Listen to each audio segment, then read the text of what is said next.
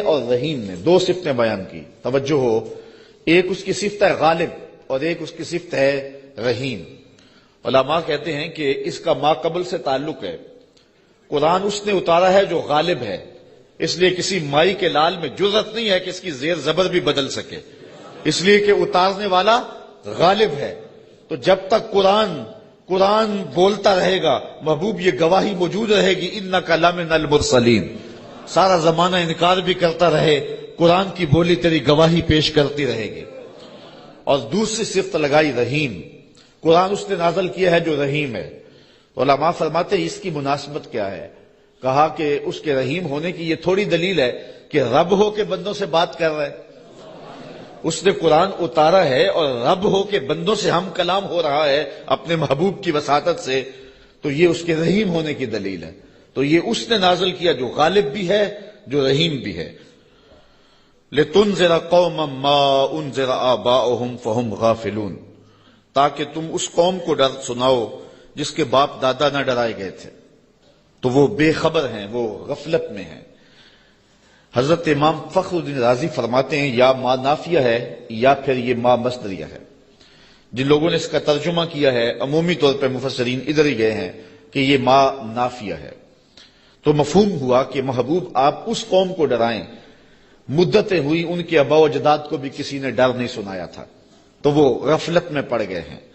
حضرت عیسیٰ علیہ السلام کے اٹھائے جانے اور حضور کے پیدا ہونے کے درمیان 571 سال کا فاصلہ ہے، پھر 40 سال کے بعد حضور نے اعلان نبوت کیا، تو 611 سال ہو گئے تھے کہ قوموں نے وحی کا اجالا نہیں دیکھا تھا، اور اتنی دیر اندھیرے میں رہنے کے بعد اب روشنی ان کو عجیب لگتی تھی۔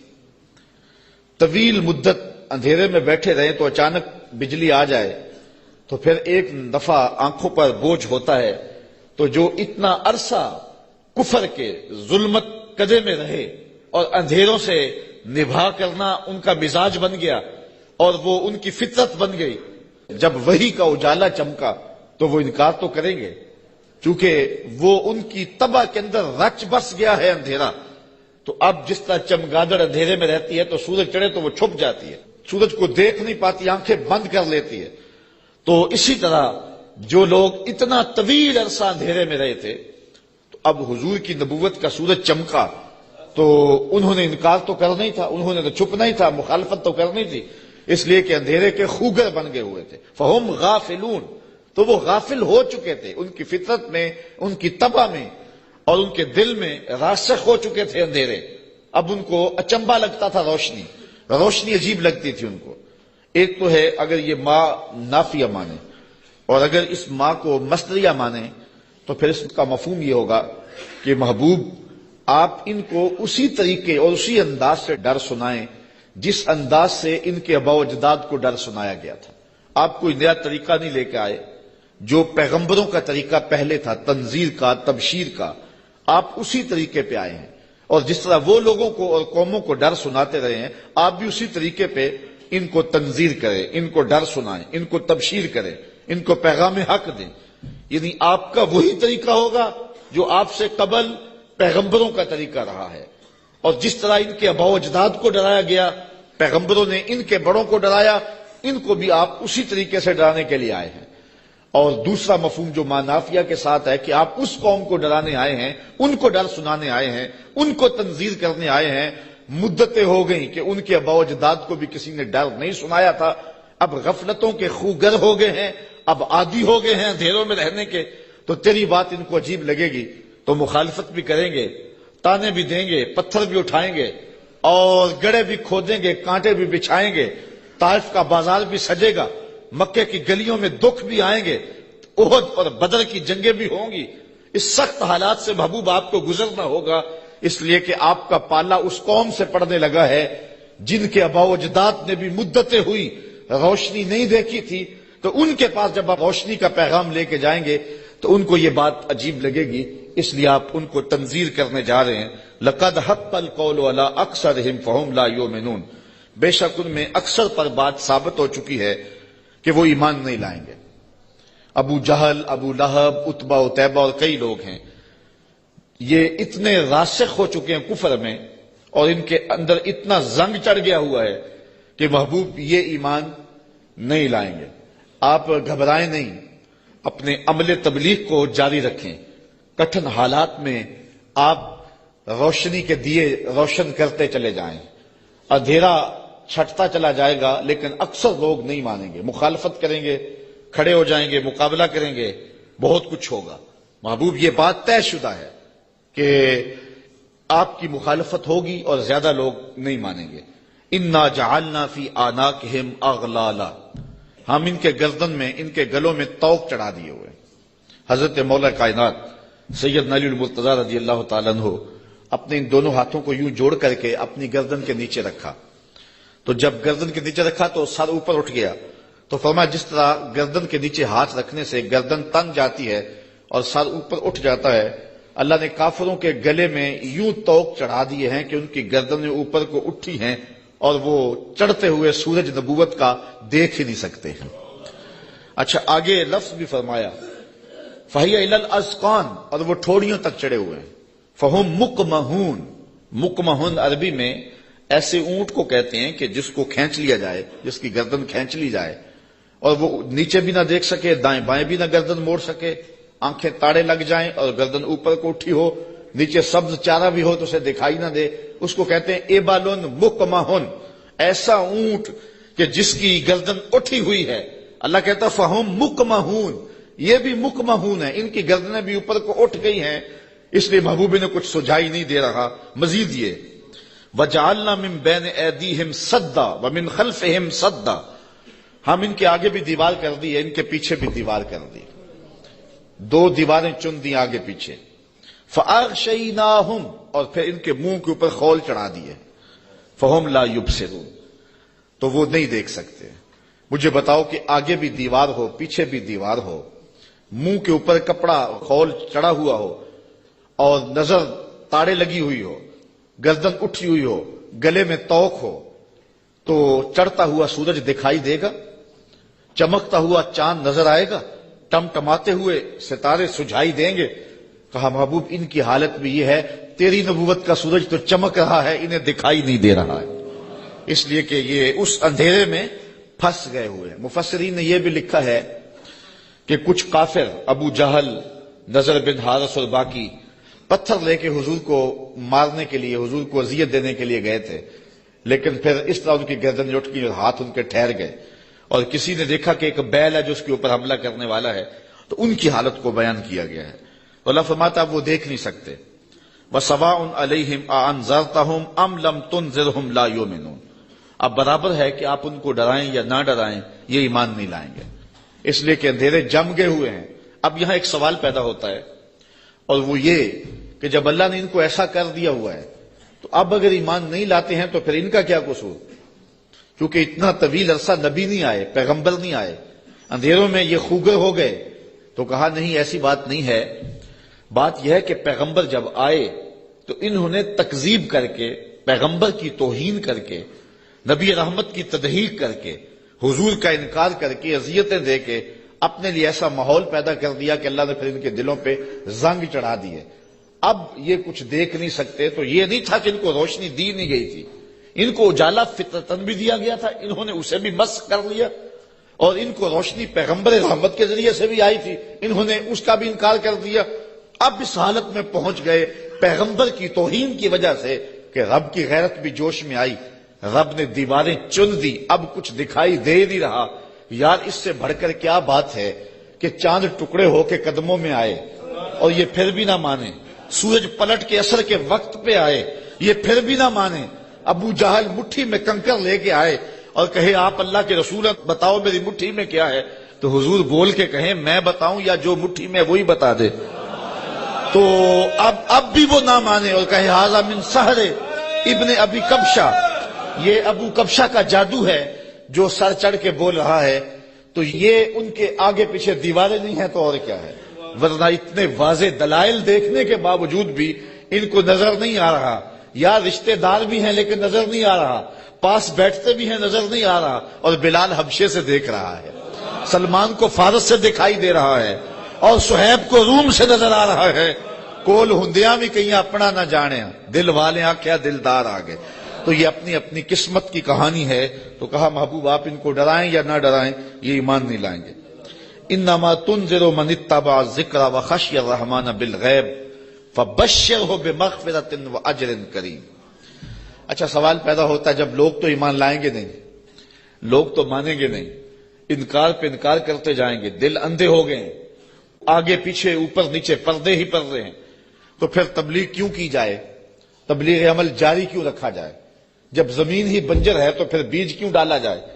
جب زمین ہی جو ہے وہ شور اور کلر ہے تو پھر می برسنے سے ہوگا کیا؟ تو پھر تبلیغ کا عمل رک جانا چاہیے۔ کہا محبوب نہیں، تیرے کرم کا می برستا رہنا چاہیے، تیرے کرم کا می جو ہے وہ ان کے اوپر نازل ہوتا رہنا چاہیے۔ یہ نہیں مانیں گے، ایسے بھی ہیں۔ انما تنذر من اتبع الذکر، محبوب آپ اس کو ڈر سناؤ جو نصیحت کے پیچھے پیچھے چلے۔ ایک وہ ہے جو سنتے نہیں، اور ایک ہے جو جھولیاں پھیلا کے پیچھے پیچھے آ رہے ہیں۔ ایک وہ ہے کہ آپ سناتے ہیں، کانوں میں انگلیاں ٹھونس لیتے ہیں، اگر سنائیں تو پھر بھی ایک کان سے سن کے دوسرے کان سے نکال لیتے، اور ایک وہ بھی ہیں کہ تو پہاڑ کی چوٹی پہ بیٹھا ہے اور محبت والا، آنکھوں میں ظاہری روشنی بھی نہیں رکھتا۔ عبداللہ ابن مکتوم حضور کی خوشبو سونگ سونگ کے پتھروں پہ اوپر چڑھتا ہوا پہاڑ پہ پہنچ جاتا ہے، اور آپ کی چوکھٹ پہ جولی پھیلا کے کہتا ہے کہ یا رسول اللہ علمنی ما علمک اللہ، اللہ نے جو آپ کو دیا میری جھولی میں بھی ڈال دیجئے۔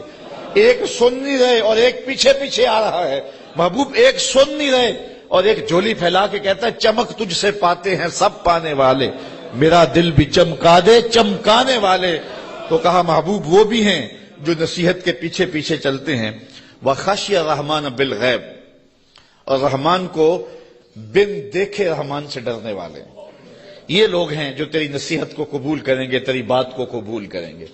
اللہ نے مختلف طبائع بنائی ہیں، سویر سے لے کر شام تک ہماری نوکری بھی قرآن کی ہی ہے، تو دیکھتے ہیں کہ کئی جگہوں پہ ایسا بھی ہوتا ہے کہ لوگ توجہ نہیں کر رہے ہوتے چونکہ انہیں قرآن کی لذت ہی نصیب نہیں ہوتی، اور کچھ ایسے ہوتے ہیں کہ وہ آنکھ کا جھپکنا بھی بوجھ سمجھتے ہیں کہ کوئی ایک لفظ بھی ادھر نہ چلا جائے۔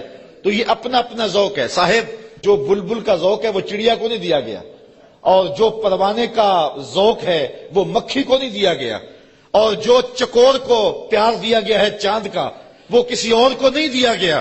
تو قرآن کے لیے بھی اللہ نے دل رکھے ہیں، جو قرآن سنتے ہیں ان کی روح تک اترتا چلا جاتا ہے۔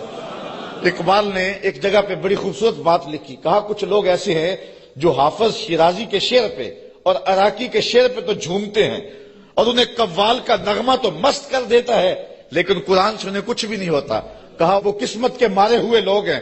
کہا یہ تو شاعروں کا کلام ہے جو مخلوق ہیں، اور جو قرآن ہے یہ رب کا کلام ہے، اور جو بادشاہوں کے کلام ہوتے ہیں وہ کلاموں کے بادشاہ ہوتے ہیں، اور یہ رب کا کلام ہے، یہ خالق کا کلام ہے۔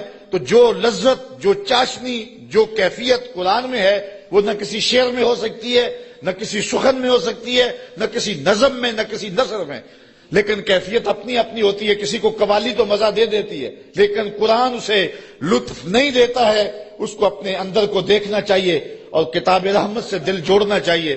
اس کا ایک ایک لفظ نور دے رہا ہے۔ کہا محبوب جو رحمان سے بن دیکھے ڈرتے ہیں وہی اس قرآن کے نور کو لینے والے ہیں۔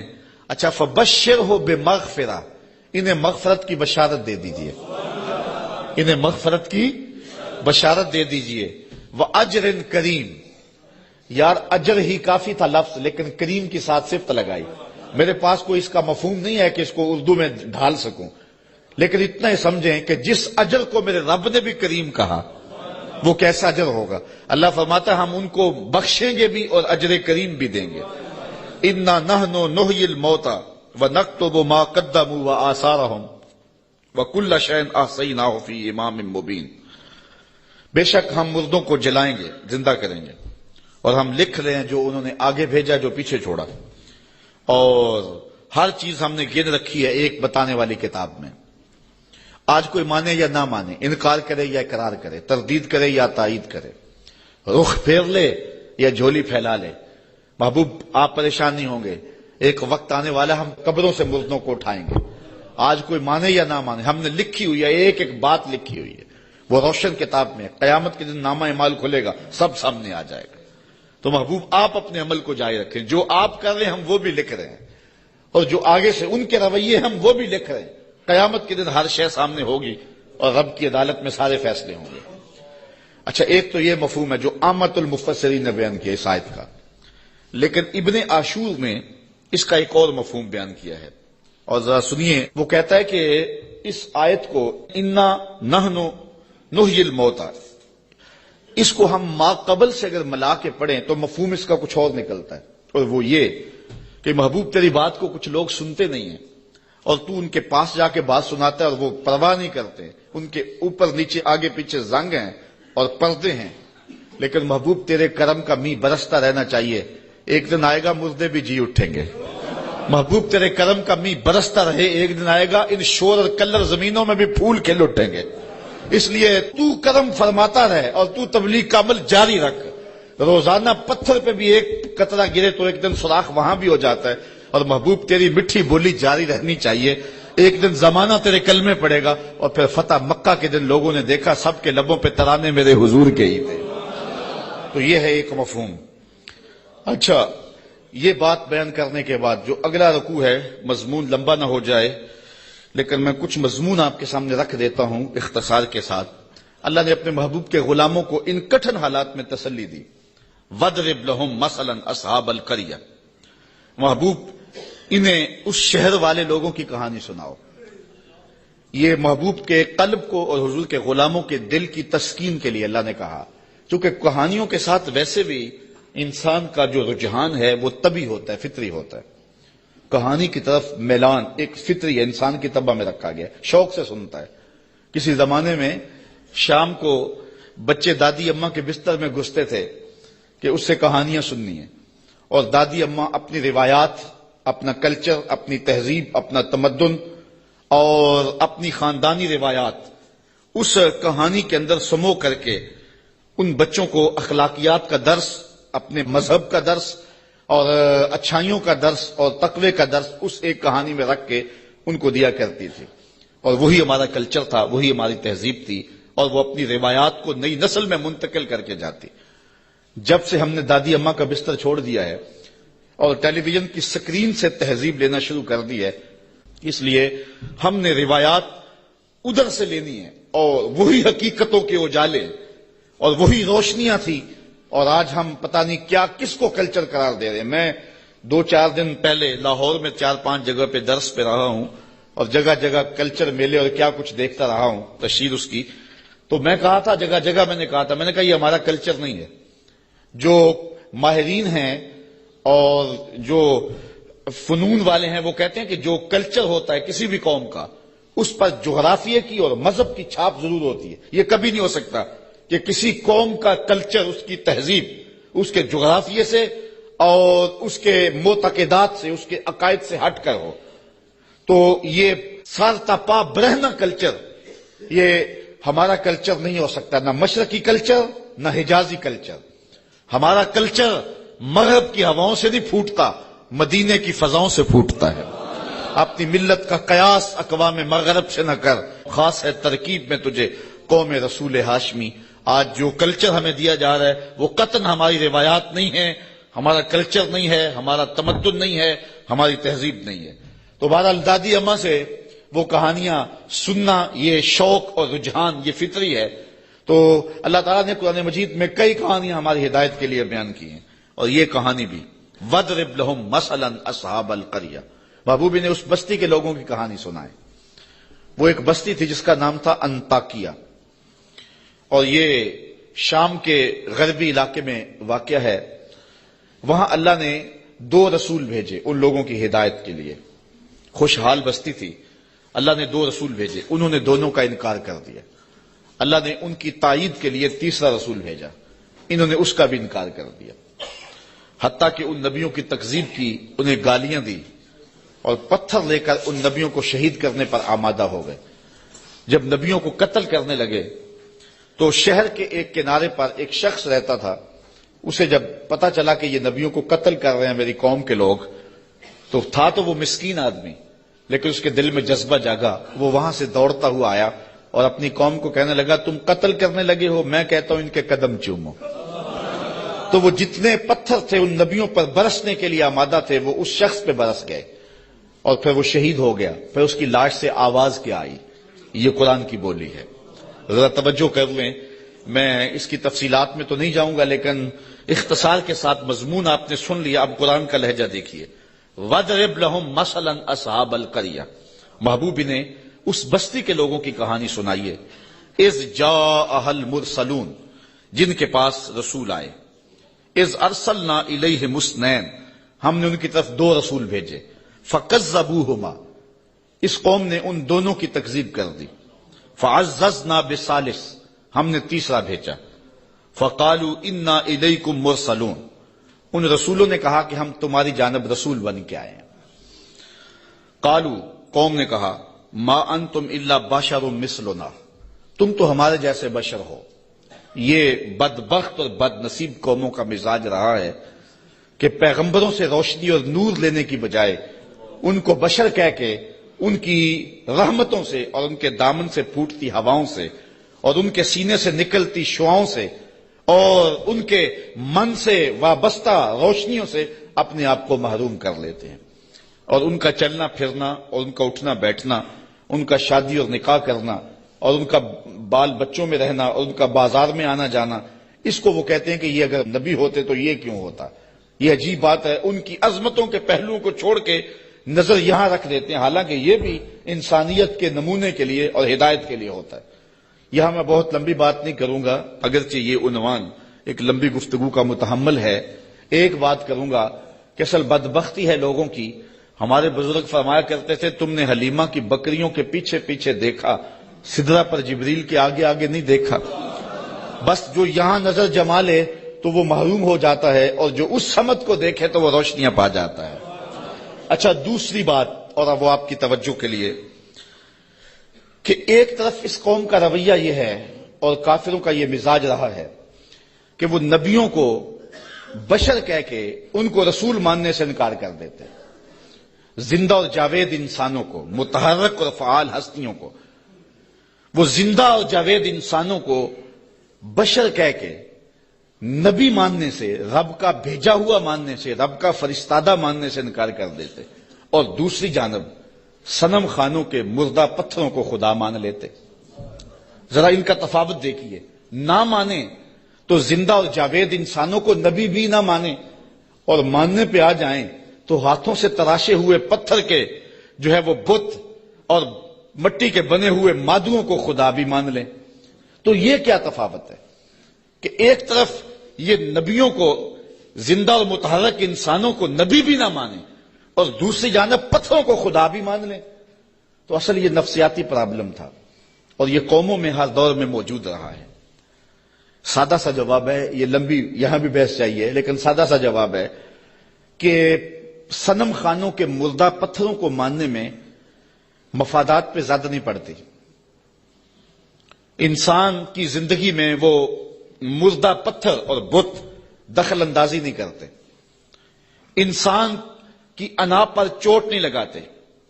ایک پجاری زانی ہو، شرابی ہو، ڈاکو ہو، جو مرضی کرے، کبھی پتھروں نے بول کے نہیں کہا کہ یہ کیا کر رہے ہو، ہمیں بھی پوچھتے اور یہ کیا رویے رکھے ہوئے۔ ان کی جھوٹی انا کا بت بھی پلتا رہتا اور وہ سجدے بھی کرتے۔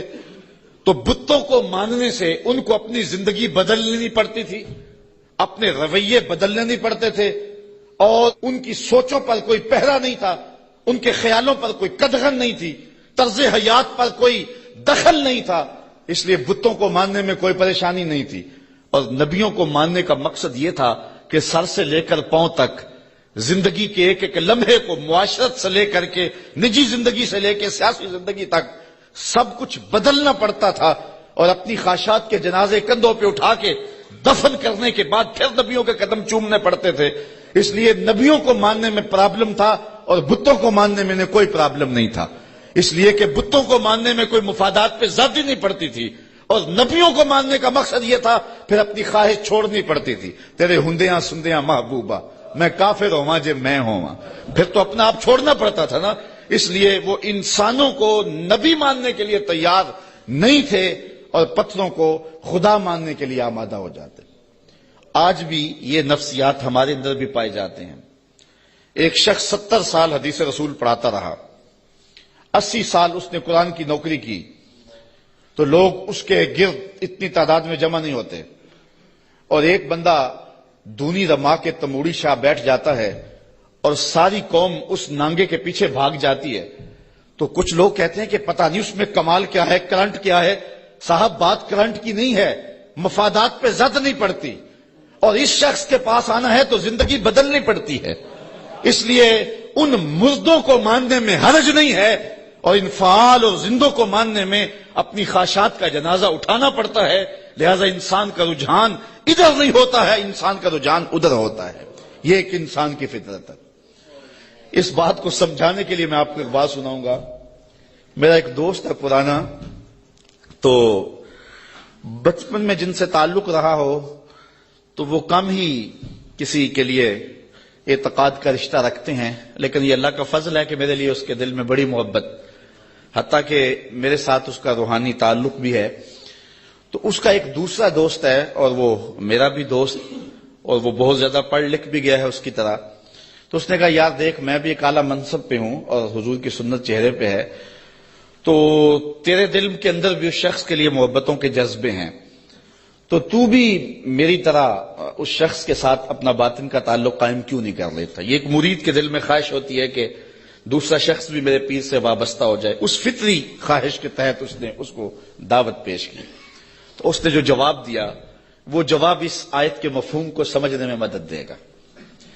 اس نے کہا کہ میں کبھی کبھی اس کی تقریر سنتا ہوں تو یار میں حساس آدمی ہوں، رات کو سو نہیں سکتا، تو جس کی تقریریں مجھے سونے نہیں دیتی، اگر میں اس سے تعلق جوڑ لیا وہ تو مجھے زندہ مار دے گا، اس لیے مجھے تو پیر ایسا چاہیے کہ جو سرانے کے نیچے رکھ کے آرام سے سو بھی سکوں، اور جس کو چاہوں تو لپیٹ کے جیب میں ڈال بھی سکوں، اس کے ساتھ تعلق کا یہ رشتہ مجھ سے تو نہیں نبھایا جائے گا۔ تو انسان چاہتا ہے، انسان کی طبع ہے، انسان کی فطرت ہے، جہاں مفادات پہ زد نہ پڑتی ہو تو لوگ وہاں دوڑتے ہیں، اور جہاں مفادات پہ زد ہوتی ہو، جہاں اپنا آپ بدلنا ہوتا ہے، وہاں صائب فکر کے لوگ ہی جاتے ہیں۔ وہ تھوڑے بھی ہوں، زیادہ بھی ہوں، اس سے غرض نہیں ہے، لیکن ہوتے صائب ہیں۔ تو ان کافروں کا مزاج یہ تھا کہ پیغمبروں کی یہ کہہ کے تکذیب کر دی کہ تم تو بشر ہو، اور صنم خانوں کے مردہ پتھروں کو خدا ماننے لگ جاتے۔ وما انزل الرحمن من شیء، کہنے لگے تمہارے اوپر رحمان نے کچھ نہیں اتارا۔ ان انتم الا تکذبون، تم تو معاذ اللہ جھوٹ بولتے ہو۔ گالیاں دی، برا بھلا کہا، تکذیب کی نسبت کر دی۔ اچھا، جو شریف آدمی ہوتا ہے اس کا بھی اپنا مزاج ہوتا ہے۔ شریف آدمی سے کوئی الجھ بھی پڑے تو وہ اپنی شرافت کے دائرے سے نیچے نہیں آ سکتا۔ وہ کسی کو گالی بھی دے تو وہ بھی شائستہ انداز کے اندر اس کو سخت لفظ نہیں دیتا، چونکہ اس کی زبان متحمل نہیں ہوتی سخت لفظ کی۔ وہ شیخ سعدی نے لکھا ہے کہ ایک شخص کو کتے نے کاٹ لیا، تو وہ رات کو کرا رہا تھا، تو اس کی ایک چھوٹی سی بیٹی تھی، تو اس نے دیکھا کہ بار بار میرا باپ اٹھ کے کرا رہا ہے، تو اس نے غصے سے کہا، جب باپ چپ ہی نہیں کر رہا تھا، کرائے جا رہا تھا، کہا بابا بابا تو دندہ نہ داری، تجھے کتے نے جب کاٹا تھا تو تیرے دانت نہیں تھے؟ اس نے کہا پتر جب کتا کاٹے تو کتے کو آگے سے کاٹا نہیں جاتا۔ تو جو شریف آدمی ہوتا ہے وہ گالی کا متحمل نہیں ہوتا، اور کوئی سخت لفظ بھی کہے تو اس کو بھی تول کے بولتا ہے۔ اب ان کافروں نے تو گالیاں دی، پیغمبروں کو برا کہا، تکذیب کر دی۔ پیغمبروں نے جواب کیا دیا، ذرا سنیں اور زندگی کا حسن دیکھیں اور اچھے لوگوں کی عادات دیکھیں۔ اللہ اکبر۔ تو ان پیغمبروں نے کہا قالوا ربنا یعلم انا الیکم لمرسلون، ہمارا رب جانتا ہم رسول ہیں۔ ایک تو بات یہ، اور دوسری بات تم مانو نہ مانو تمہاری ضرورت بھی نہیں ہے، جب ہمارا رب جانتا ہے کہ ہم رسول ہیں۔ یہاں بات سمجھانے کے لیے مجھے پھر ایک مثال دینا پڑے گی۔ اوچ شریف سے بزرگ تشریف لائے راول پنڈی، تو علاقہ بھر کے جو سادات تھے وہ اپنے اپنے شجرے لے کر کے تصدیق کے لیے ان کے پاس پہنچے، چونکہ یہ جد امجد ہیں سادات کے۔ تو پیر میر علی شاہ صاحب نہیں گئے، تو کسی نے پیر صاحب سے کہا کہ حضرت سارا زمانہ آیا ہے اور اپنے شجروں کی تصدیق کروائی ہے، آپ نہیں گئے؟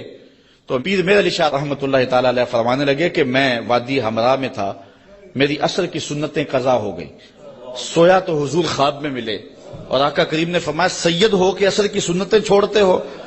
تو کہا میرے لیے یہ سند ہی کافی ہے کہ حضور نے کہہ دیا سید ہو کہ عصر کی سنتیں چھوڑتے ہو، جب حضور نے سید کہہ دیا اب مجھے کسی اور کی تصدیق کی لوڑ ہی نہیں ہے۔